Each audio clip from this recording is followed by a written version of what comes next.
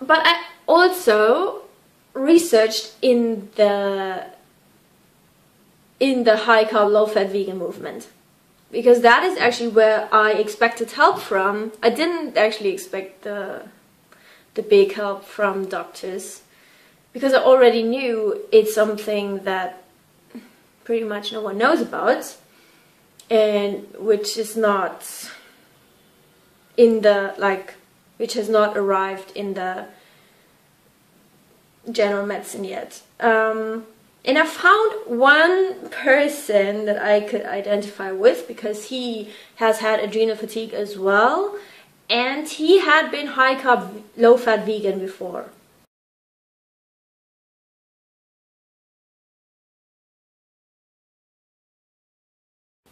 So he made videos on YouTube. His name is Amitabh. I hope I spelled it right, or pronounced it right. I'll link his channel down below the video. He's a very, very nice guy. He actually also did a video on me. And why is that? Because, well, I wrote him an email, and he really responded to me and helped me a lot. And but well, he blames the diet, his diet, the high carb diet, for me having gotten the adrenal fatigue. So in his eyes, the diet is to blame in my case, and also in his case.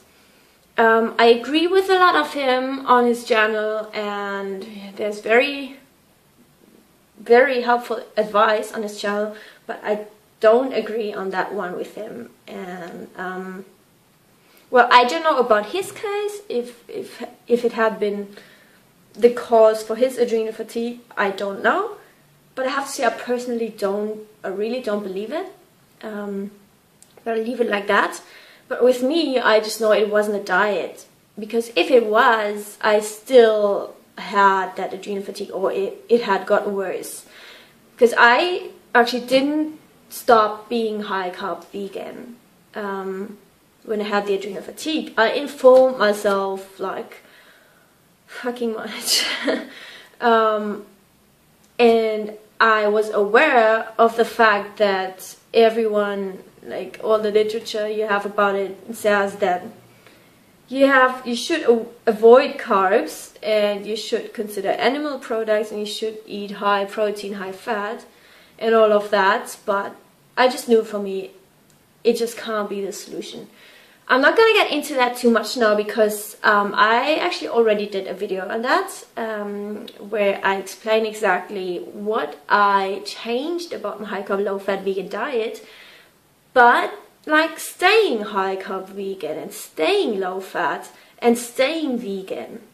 And the funny thing is that, funny, it's actually sad.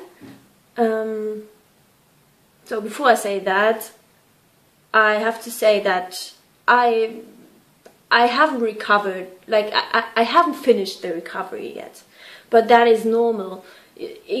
Like a friend of mine, it took him 2 years to recover from adrenal fatigue, and he also overtrained to get it, and well, he didn't overtrain to get it, but his cause was overtraining.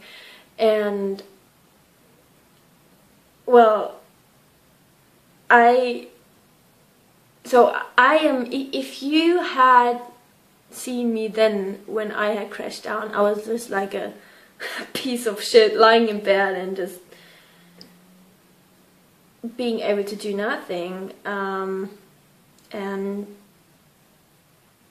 that was really hard. And so I got better steadily, like consistently, on a high carb, low fat vegan diet, but I had to do a few adaptations, and these are very, very crucial.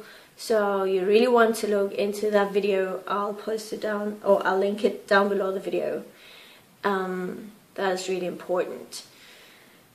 So, but when I first, there really were times when I doubted, that I started doubting my diet, and I was open to doubt my diet.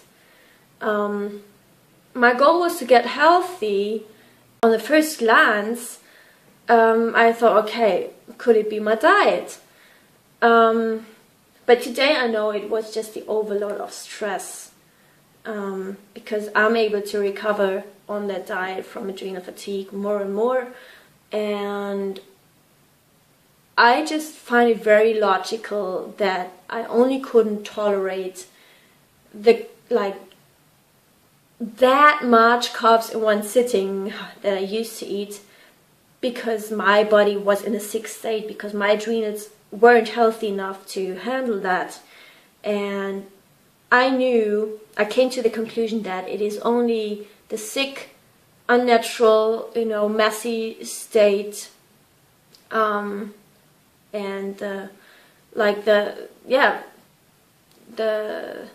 exhausted adrenals, which were responsible for for me not tolerating the diet as much as I used to before. So I didn't blame the diet, and I still don't blame it at all. It doesn't have to do with it.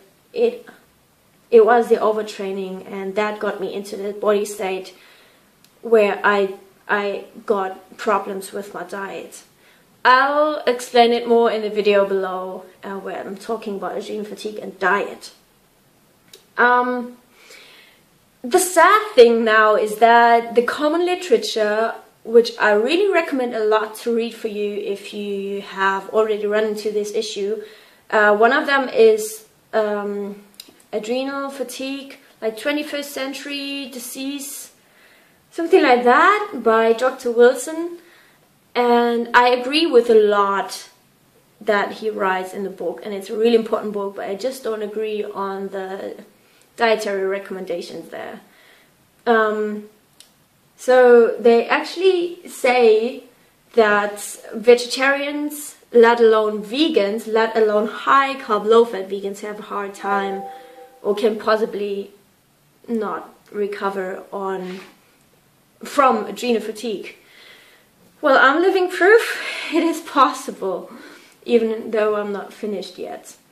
So all literature says that it's the worst thing you can do, eating high carb, low fat vegan, kind of. I felt that I was unable to tolerate that much carbs in one sitting, and that my blood sugar went through the roof. But my hope just was that I only had to give up like that much carbs in one sitting for that time, and I still am convinced that my diet wasn't the cause. It's just my adrenals that couldn't handle it in their sick state.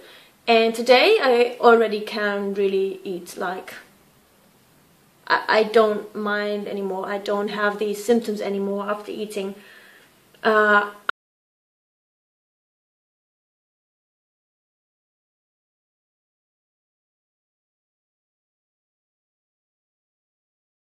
The recommendations of eating animal products again is just insane, I think. How can things that are bad for us, in the long run, heal us from a disease? It just didn't want to get into my head. So for me, it was just too logic to stay high carb, low fat vegan with the adaptations.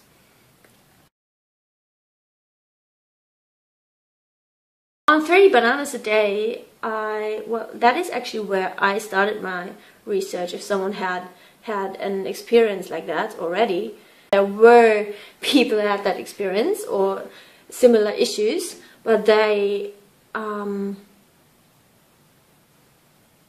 to say? Well, they didn't get any response. Like, there was not really anyone who could address this. Like, only these answers. You are right on the diet, you have the healthy diet, you are carbing up.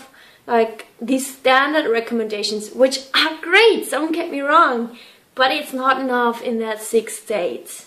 And why? You can see that, you can understand that after having watched the video about adrenal fatigue and diet that I did, which is still in the box below, in the description box.